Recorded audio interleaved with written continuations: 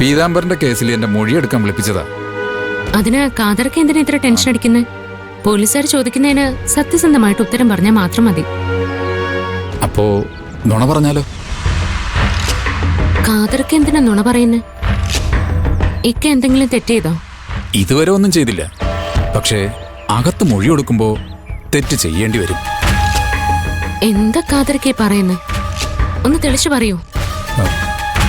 പീതാംബരം മരിച്ച സമയം ഗിരി എന്റെ കൺസ്ട്രക്ഷൻ സൈറ്റിലായിരുന്നു എന്നല്ലേ പോലീസിനോട് പറഞ്ഞിട്ടുള്ളത്? അതെ. അവൻ അവിടെ അല്ലായിരുന്നു. അത്രയും രാത്രി സൈറ്റിൽ ആരെയും കയറ്റാറില്ല. വാച്ച്മാൻ മാത്രമേ ഉണ്ടാകാറൂ. അവൻ എന്തിനാണ് അങ്ങനെ ഒരു നുണ പറഞ്ഞെന്ന് എനിക്കറിയില്ല. പക്ഷേ ഞാൻ സത്യം പറഞ്ഞ അവൻ കൊടുങ്ങുമെന്ന് എനിക്കറിയാം. അതുകൊണ്ട് അവൻ സൈറ്റിൽ ഉണ്ടായിരുന്നെന്ന് ഞാൻ മൊഴി കൊടുക്കാൻ പോവുക. അങ്ങനെ ചെയ്യരുത്. അതെന്താ മോളെ? കാതറിക്ക ഗിരിയേട്ടനെ സഹായിക്കാനാണ് ശ്രമിക്കുന്നതെന്ന് എനിക്കറിയാം. പക്ഷേ ഇതുകൊണ്ട് കാതറിക്കയ്ക്ക് ഒരുപാട് പ്രശ്നങ്ങളുണ്ടാവും. ഭാവിയിൽ ഗിരിയേട്ടൻ വേറെ എവിടെയെങ്കിലും ആയിരുന്നു എന്നതിനുള്ള തെളിവ് കിട്ടിയ കള്ളസാക്ഷി പറഞ്ഞതിന് കാതറിക്ക് അറസ്റ്റ് ചെയ്യേണ്ടി വരും. അതുകൊണ്ട് കാതറിക്ക സത്യം എന്താന്ന് വെച്ചാ അത് മാത്രം പറഞ്ഞാൽ മതി. അപ്പൊ ഗിരിയേട്ടനല്ല പീതാംബരനെ കൊന്നെന്ന് എനിക്ക് ഉറപ്പാ. അപ്പോഴത്തെ ടെൻഷനിൽ ഗിരിയേട്ടൻ അറിയാതെ നുണ പറഞ്ഞതായിരിക്കും. പീതാംബരനെ ശരിക്കും കൊന്നത് ആരാണെന്ന് കണ്ടുപിടിച്ച് ഞാൻ ഗിരിയേട്ടനെ രക്ഷിച്ചോളാം.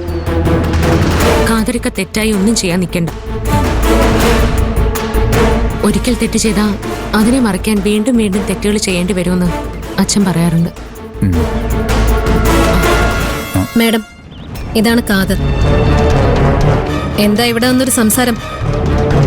ഇയാളെ കൊണ്ട് മൊഴി മാറ്റി പറയിപ്പിക്കാനുള്ള പരിപാടിയായിരുന്നു?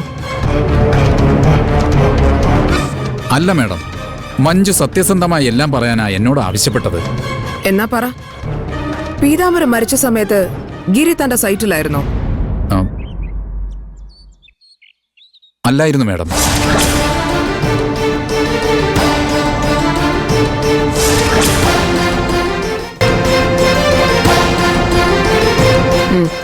താൻ പൊക്കോ, വിളിക്കുമ്പോ വരണം. ശരി മാഡം.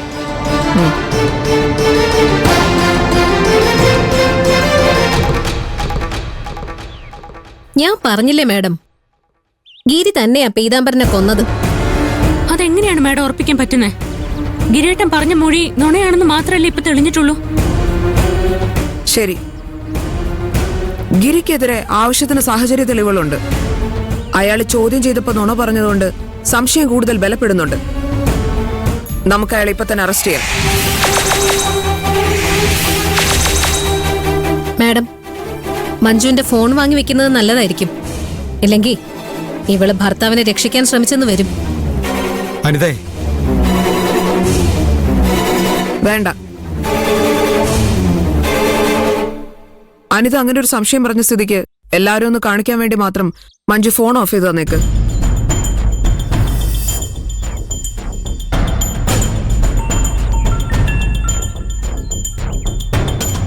ഇപ്പോ സമാധാനായില്ലേ? Yes madam. അരവിന്ദാക്ഷ, യെസ് മാം. എനിക്ക് IG ആയിട്ടൊരു കോൺഫറൻസ് ഉണ്ട്. അത് കഴിഞ്ഞ ഉടനെ നമുക്ക് പോവാം. ശരി മാഡം.